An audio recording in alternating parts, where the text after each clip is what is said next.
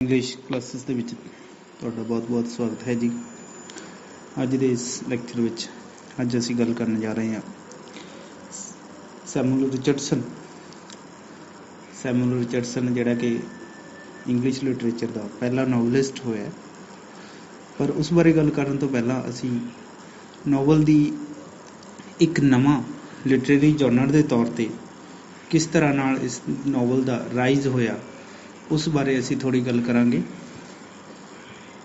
18ਵੀਂ ਸਦੀ ਦੇ ਵਿੱਚ ਨੋਵਲ ਹੈ ਜਿਹੜਾ ਉਹ ਪੋਇਟਰੀ ਅਤੇ ਡਰਾਮਾ ਤੋਂ ਹਟ ਕੇ ਇੱਕ ਨਵੇਂ ਲਿਟਰੇਰੀ ਫਾਰਮ ਦੇ ਤੌਰ 'ਤੇ ਇਮਰਜ ਹੋਇਆ ਅਤੇ ਇਹ ਇੱਕ ਰੀਅਲਿਸਟਿਕ ਪੋਰਟਰਾਇਲ ਕਰਨ ਦੇ ਲਈ ਸੁਸਾਇਟੀ ਦੇ ਵਿੱਚ ਇੱਕ ਰੀਅਲਿਸਟਿਕ ਤਸਵੀਰ ਪ੍ਰੈਜ਼ੈਂਟ ਕਰਨ ਦੇ ਲਈ ਡਰਾਮਾ ਜਾਂ ਪੋਇਟਰੀ ਦੇ ਨਾਲੋਂ ਕਿਤੇ ਜ਼ਿਆਦਾ ਇਫੈਕਟਿਵ ਅਤੇ ਕਿਤੇ ਜ਼ਿਆਦਾ ਸੌਖਾ ਮੀਡੀਅਮ ਜਿਹੜਾ ਉਹ ਬਣ ਗਿਆ ਸੀ, ਕਿਉਂਕਿ ਲੋਕਾਂ ਦਾ ਇੰਟਰਸਟ ਸੀ ਜਿਹੜਾ ਉਹ ਰੀਅਲਿਸਟਿਕ ਸਿਚੁਏਸ਼ਨ ਦੇ ਨਾਲ ਜਿਹੜਾ ਜ਼ਿਆਦਾ ਹੋ ਗਿਆ ਸੀਗਾ। ਅਸਲੀ ਜੀਵਨ ਦੇ ਵਿੱਚ ਜੋ ਘਟਨਾਵਾਂ ਹਨ ਉਹਨਾਂ ਬਾਰੇ ਲੋਕ ਜਾਣਨਾ ਚਾਹੁੰਦੇ ਸੀ ਅਤੇ ਉਸ ਸਮੇਂ ਦੀ ਪੋਪੂਲੈਰਿਟੀ ਜਿਵੇਂ ਕਿ ਆਟੋਬਾਇਓਗ੍ਰਾਫੀ ਦੇ ਵਿੱਚ ਸੀ, ਬਾਇਓਗ੍ਰਾਫੀ ਦੇ ਵਿੱਚ ਸੀ, ਜਰਨਲ ਦੇ ਵਿੱਚ ਸੀ ਅਤੇ ਡਾਇਰੀਜ਼ ਦੇ ਵਿੱਚ ਸੀ।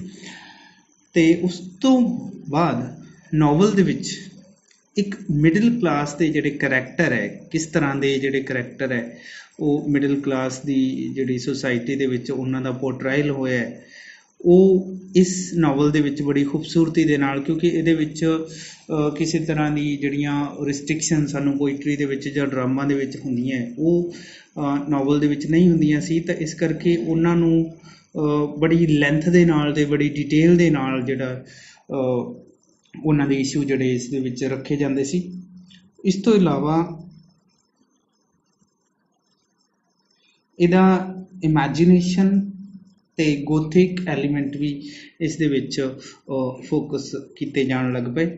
ਤਾਂ ਹੁਣ ਅਸੀਂ ਗੱਲ ਕਰਦੇ ਹਾਂ ਸੈਮੂਅਲ ਰਿਚਰਡਸਨ ਬਾਰੇ, ਜਿਹੜਾ 1699 ਤੋਂ 1761 ਤੱਕ ਜਿਹਦਾ ਟਾਈਮ ਪੀਰੀਅਡ ਹੈ। ਅਤੇ ਇਸ ਨੇ ਆਪਣੇ ਰਾਈਟਿੰਗ ਕੈਰੀਅਰ ਦੀ ਸ਼ੁਰੂਆਤ ਡੇਲੀ ਜਰਨਲ ਅਤੇ ਡੇਲੀ ਗੈਜ਼ੈਂਟੀਅਰ ਇਸ ਤੋਂ ਸ਼ੁਰੂ ਕੀਤੀ, ਜਿਹੜੇ ਕਿ ਜਰਨਲ ਸੀਗੇ ਉਹਨਾਂ ਤੋਂ ਉਸਨੇ ਆਪਣੀ ਸ਼ੁਰੂਆਤ ਕੀਤੀ ਅਤੇ ਇਸ ਨੂੰ ਅਸੀਂ ਇੰਗਲੈਂਡ ਦਾ ਪਹਿਲਾ ਨੋਵਲਿਸਟ ਦੇ ਤੌਰ 'ਤੇ ਵੀ ਅਸੀਂ ਇਸ ਨੂੰ ਮੰਨਦੇ ਹਾਂ।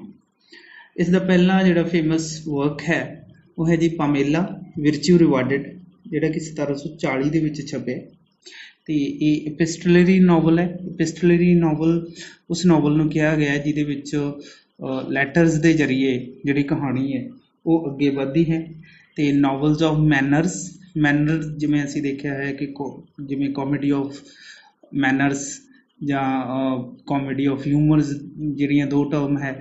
ਮੈਨਰਸ ਦਾ ਮਤਲਬ ਇਹ ਹੈ ਕਿ ਜਿਹੜੀ ਸੁਸਾਇਟੀ ਹੈ ਉਸਦੇ ਕਿਸ ਤਰ੍ਹਾਂ ਦੇ ਤੌਰ ਤਰੀਕੇ ਹਨ, ਕਿਸ ਤਰ੍ਹਾਂ ਦੀ ਸੁਸਾਇਟੀ ਐਕਸਪੈਕਟ ਕਰਦੀ ਹੈ ਕਿ ਇੱਕ ਵਿਅਕਤੀ ਨੂੰ, ਇੱਕ ਮੇਲ ਜਾਂ ਇੱਕ ਫੀਮੇਲ ਨੂੰ ਕਿਸ ਤਰ੍ਹਾਂ ਦਾ ਹੋਣਾ ਚਾਹੀਦਾ ਹੈ। ਇੱਕ ਸਟੈਂਡਰਡ ਸੈੱਟ ਕੀਤਾ ਹੋਇਆ ਮੇਲ ਐਂਡ ਫੀਮੇਲ ਦੇ ਲਈ, ਸੁਸਾਇਟੀ ਦੇ ਵਿੱਚ ਰਹਿਣ ਦੇ ਲਈ ਇੱਕ ਜਿਹੜੀ ਆਈਡੀਅਲ ਜਿਹੜੀ ਪੋਰਟਰਾਇਲ ਹੈ ਉਹ ਉਹਨਾਂ ਨੂੰ ਅਸੀਂ ਮੈਨਰਸ ਕਹਿੰਦੇ ਹਾਂ।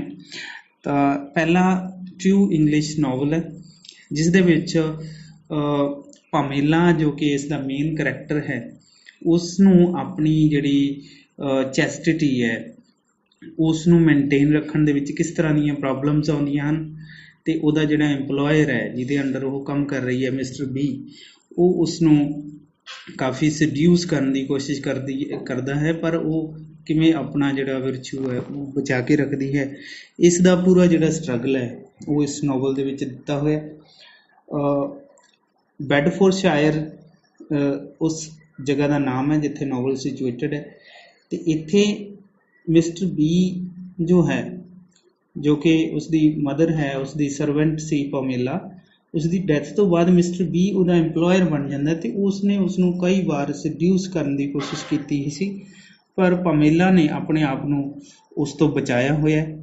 ਤਾਂ ਅਲਟੀਮੇਟਲੀ ਉਹ ਜਦੋਂ ਮਿਸਟਰ ਬੀ ਬੜੀ ਮੋਡੈਸਟੀ ਦੇ ਨਾਲ, ਤਾਂ ਕਾਫੀ ਕੋਸ਼ਿਸ਼ਾਂ ਤੋਂ ਬਾਅਦ ਜਦੋਂ ਬੜੀ ਮੋਡੈਸਟੀ ਦੇ ਨਾਲ ਉਸਨੂੰ ਮੈਰਿਜ ਦਾ ਪ੍ਰਪੋਜ਼ਲ ਉਸ ਦੇ ਸਾਹਮਣੇ ਰੱਖਦਾ ਹੈ ਤਾਂ ਉਹ ਉਸਨੂੰ ਇਮੀਡੀਏਟਲੀ ਐਕਸੈਪਟ ਕਰ ਲੈਂਦੀ ਹੈ। ਤਾਂ ਇਸ ਕਰਕੇ ਉਹਨਾਂ ਦੀ ਜਿਹੜੀ ਲਾਈਫ ਹੈ ਉਹ ਬੜੀ ਸ਼ਾਂਤੀ ਦੇ ਨਾਲ ਅਤੇ ਬੜੀ ਖੂਬਸੂਰਤੀ ਦੇ ਨਾਲ ਗੁਜ਼ਾਰਦੀ ਹੈ। ਤਾਂ ਇਸ ਦੇ ਵਿੱਚ ਸਾਨੂੰ ਇਹ ਇੰਪਰੈਸ਼ਨ ਦੇਣ ਦੀ ਕੋਸ਼ਿਸ਼ ਕੀਤੀ ਹੈ ਰਿਚਰਡਸਨ ਨੇ ਕਿ ਜੇਕਰ ਇੱਕ ਲੇਡੀ ਆਪਣਾ ਵਿਰਚੂ ਬਚਾ ਕੇ ਰੱਖਦੀ ਹੈ, ਆਪਣੇ ਜਿਹੜੇ ਮੋਰਲ ਸਟੈਂਡਰਡ ਹੈ ਉਸ ਦੇ ਅਕੋਰਡਿੰਗ ਆਪਣਾ ਜਿਹੜਾ ਜੀਵਨ ਬਤੀਤ ਕਰਦੀ ਹੈ, ਤਾਂ ਅਲਟੀਮੇਟਲੀ ਉਹ ਆਪਣੀ ਜੀਵਨ ਦੇ ਵਿੱਚ ਬਹੁਤ ਉਹਨੂੰ ਸੁੱਖ ਆਰਾਮ ਮਿਲਣ ਦੇ ਉਹ ਯੋਗ ਹੈ।